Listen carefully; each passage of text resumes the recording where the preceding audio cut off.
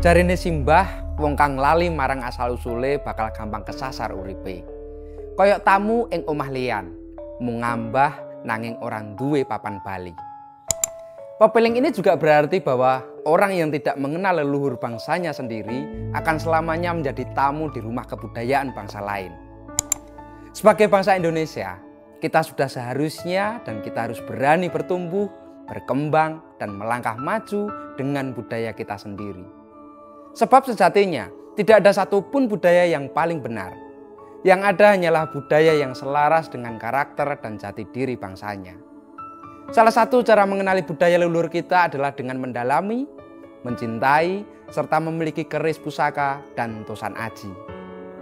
Dari sebelah keris ini kita tidak hanya belajar tentang masa lalu, tetapi juga tentang masa depan, tentang nilai-nilai yang hidup, bahkan di ranah rasa sekaligus di ranah logika. Dan inilah yang pernah ditulis oleh Bapak Haryono Haryoguritno, bahwa keris adalah antara mistik dan nalar. Keris bukan hanya soal mistik, tetapi juga tidak melulu soal rasionalitas. Disitulah kita pelajari bagaimana bertumbuh, mengikuti perkembangan zaman dengan nalar yang jernih, namun tetap berpijak pada nilai-nilai batin, nilai-nilai rohani, dan keteguhan rasa.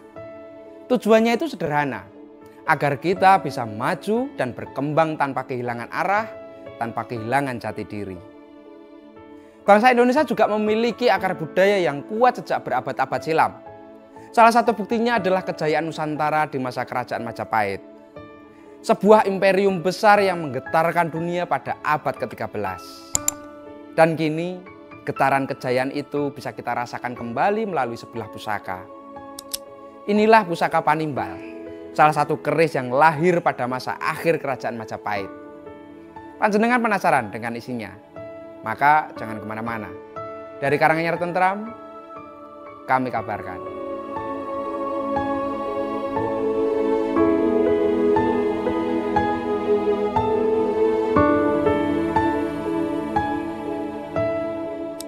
Pusaka ini tampil dengan busana yang klasik namun sangat meriayeni. Menggunakan warangka ladrang Surakarta berbahan kayu trembalo lawasan. Gandarnya ini iras alias tanpa sambungan.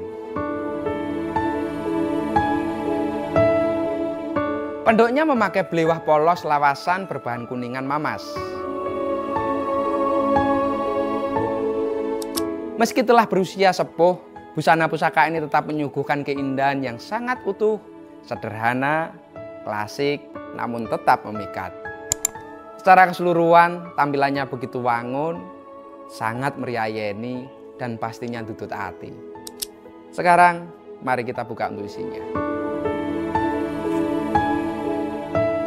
Pusaka Luk 9, Dapur Panimbal, Pamor Pedaringan Kebak, Tangguh Majapahit Akhir.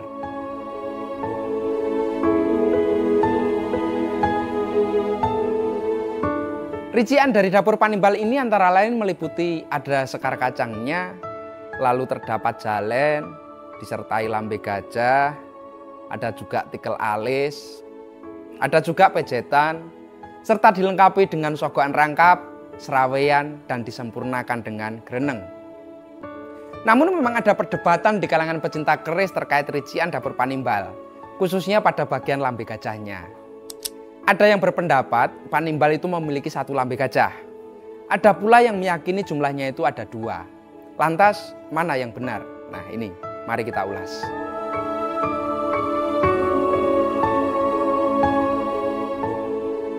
Jika kita merujuk pada buku keris Jawa antara mistik dan nalar karya Bapak Haryono Haryoguritno, khususnya pada tabel rincian keris disebutkan bahwa Dapur Panimbal memiliki satu lambe gajah. Ingat, satu lambe gajah. Namun jika kita memiliki kitab Kaweruh Empu, khususnya itu Dapur Duwung Saha Waos, di sana justru dijelaskan bahwa Dapur Panimbal memiliki 2 lambe gajah. Perbedaan inilah yang kemudian memunculkan beragam pendapat di kalangan pecinta keris. Dan itu wajar, sebab dunia perkerisan itu merupakan warisan budaya lisan, bukan budaya tulis. Maka lumrah jika muncul banyak versi dan banyak pemahaman. Namun yang paling penting adalah menyadari bahwa sebelah keris sejatinya merupakan cerminan jati diri kita. Perbedaan seperti ini seharusnya menjadi ruang belajar dan memperluas wawasan, bukan dijadikan alasan untuk merasa paling benar atau menyalahkan pihak-pihak lain. Justru disinilah letak tantangannya. Kita dituntut untuk terus belajar, bahkan mendalami dan membuka diri agar semakin memahami dunia keris dan Tosanaji dengan lebih bijaksana. Selain pembahasan tentang rincian dapurnya, pusaka ini kemarin juga menjadi bahan diskusi yang cukup mendalam di kalangan beberapa rekan kurator kami. Dan seperti biasa, yang paling sering menjadi perdebatan adalah soal tangguhnya. Tangguh memang selalu menjadi bagian yang menarik untuk didalami, karena di sanalah letak pertarungan antara pengalaman, intuisi, dan ilmu pengetahuan. Melalui diskusi dan perdebatan inilah, bersama tim kurator melakukan proses identifikasi sebelum sebuah pusaka itu kami launching untuk dibabar kepada publik, khususnya kepada panjenengan. Dari hasil pengamatan dan pendalaman, pusaka ini kami tempatkan pada Tangguh Majapahit akhir. Tentu saja bukan tanpa alasan. Penangguhan selalu menggunakan pendekatan secara detail baik dari bentuk fisik, gaya tempaan, hingga karakter dari materialnya. Salah satu ciri yang paling mudah dikenali dari keris-keris yang lahir sejaman dengan Majapahit dan masa sebelumnya adalah posisi lambe gajahnya yang cenderung itu berada di tengah gandik, bahkan kadang sedikit mendekati jalen, seperti ini.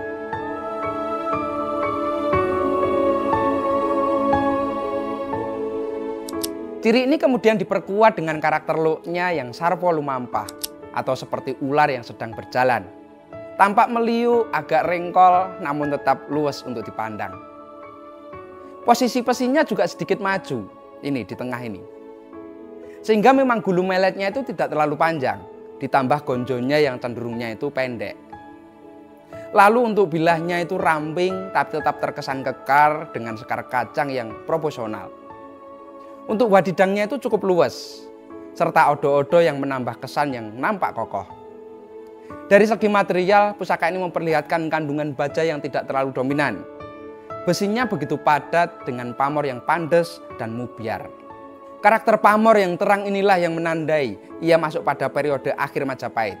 Karena keris-keris awal hingga pertengahan Majapahit itu biasanya memiliki pamor yang ceprit-ceprit atau tidak terlalu mencolok atau tidak terlalu banyak. Secara keseluruhan, pusaka Panimbal ini memiliki pasikutan yang terkesan agak wingit, namun wangun dan tetap memikat di hati. Bentuknya yang ramping, nampak luwes, dengan tantingannya yang sangat ringan, dan pastinya pusaka Panimbal ini dari masa Majapahit ini benar-benar bikin tutut hati.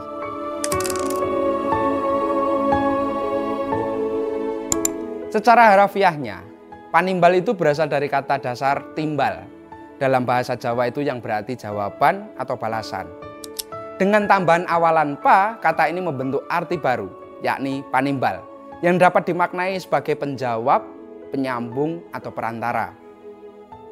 Ia bukan sekedar nama dapur, tetapi sebuah konsep tentang keterhubungan, tentang sesuatu yang hadir sebagai jawaban atas panggilan atau pertanyaan. Dalam dunia perkerisan, dapur Panimbal ini termasuk salah satu bentuk dapur yang cukup dikenal. Pada zaman dahulu, keris Panimbal banyak dimiliki oleh kalangan abdi dalam dan orang-orang di pemerintahan. Ada keyakinan bahwa keris ini membawa angsar yang baik untuk menjadikan pemiliknya lebih dipercaya oleh atasannya, termasuk oleh raja, untuk menjalankan berbagai tugas dan kewajiban-kewajibannya. Wallahu a'lam.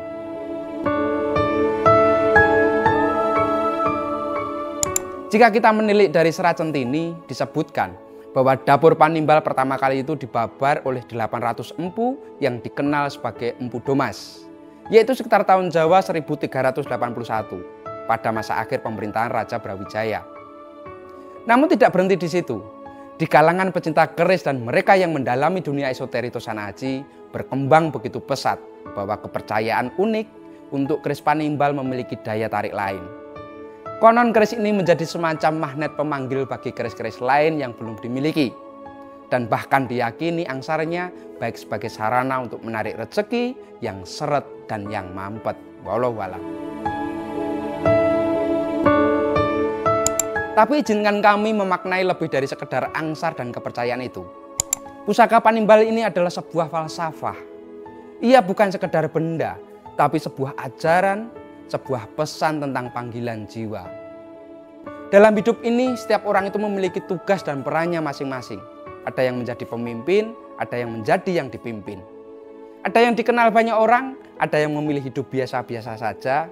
Ada juga yang menjadi bos, ada yang bekerja sebagai karyawan. Namun satu hal yang perlu kita sadari bersama, bahwa semuanya itu memang penting. Tidak ada pekerjaan yang rendah atau menghinakan, meskipun secara hitung-hitungan dunia itu mungkin terlihat berbeda. Karena dalam kalkulator semesta, setiap peran itu sama-sama mulia, sama-sama memiliki derajat yang setara. Yang lebih rendah dari semuanya bukanlah pekerjaan atau status sosial, melainkan hidup yang dijalani tanpa panggilan jiwa. Sebab pekerjaan tanpa panggilan hanyalah laku kosong, biasanya begitu itu. Namun ketika apa yang kita lakukan lahir dari panggilan, terdalam dari diri kita sendiri, maka hidup akan selalu terasa penuh dengan makna, seberapapun kecil peran kita di mata dunia. Ternyata Panimbal bukan hanya tentang pusaka, tetapi tentang bagaimana kita menjadi jawaban bagi hidup kita sendiri. Begitulah pusaka Panimbal ini diwariskan oleh para leluhur kita. Bukan hanya secara fisik, tetapi juga tentang akar budaya, bahkan jati diri, pandangan hidup, dan segala nilai non-bendawinya. Mungkin cukup dari kami, matur nuwun dan salam tutut hati.